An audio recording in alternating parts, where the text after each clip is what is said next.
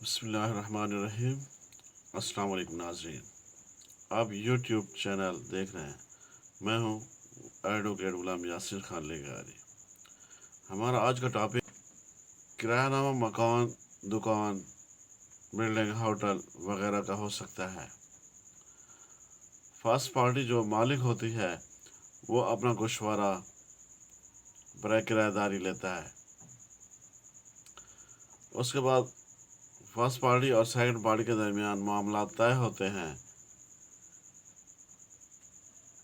کرایہ، سیکورٹی، عرصہ، یہ تمام معاملات طے ہونے کے بعد سب سے پہلے آن لائن چالان تیار کیا جاتا ہے، جو کہ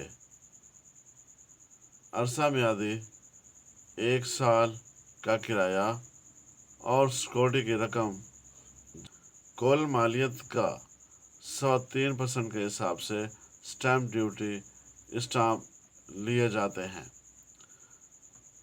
آن لائن چالان تیار ہونے کے بعد مذکورہ چالان متعلقہ بینک میں جمع کرائے جاتے ہیں اور وہاں سے اسٹیمپ پیپر حاصل کیے جاتے ہیں۔ اب اگلا مرحلہ ہوتا ہے ڈرافٹنگ کا۔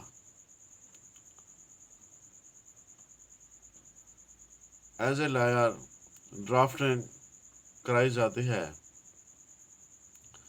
جہاں پر فرسٹ پارٹی اور سیکنڈ پارٹی کی شرائط ہوتی ہیں، اندراج کیا جاتا ہے۔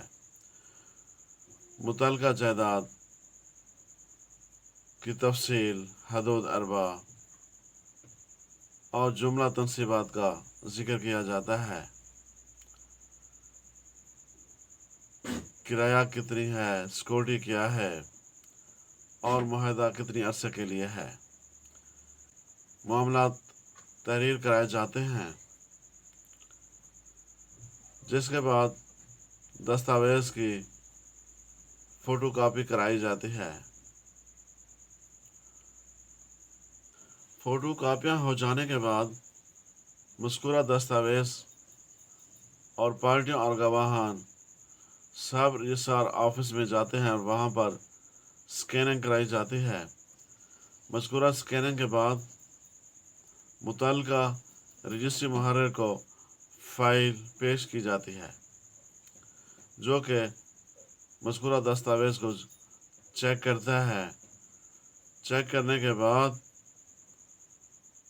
اعتراضات نہ ہونے کے بعد مذکورہ دستاویز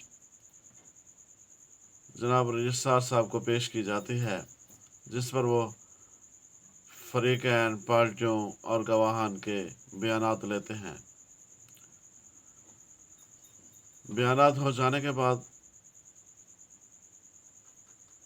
دوبارہ دستاویز اور پارٹیاں رجسٹری محرر کو بھیجی جاتی ہیں، جو کہ پارٹیوں کے دستخط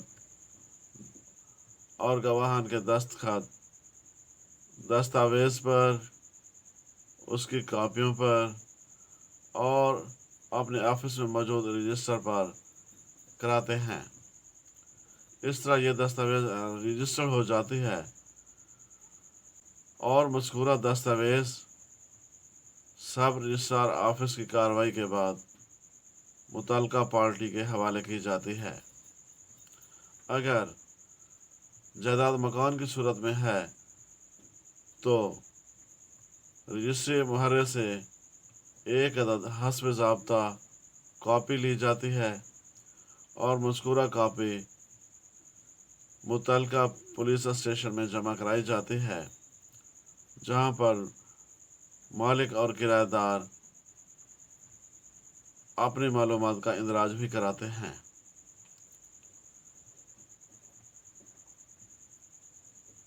اب تک اتنا ہی کافی، پھر ملتے ہیں اگلی ویڈیو میں۔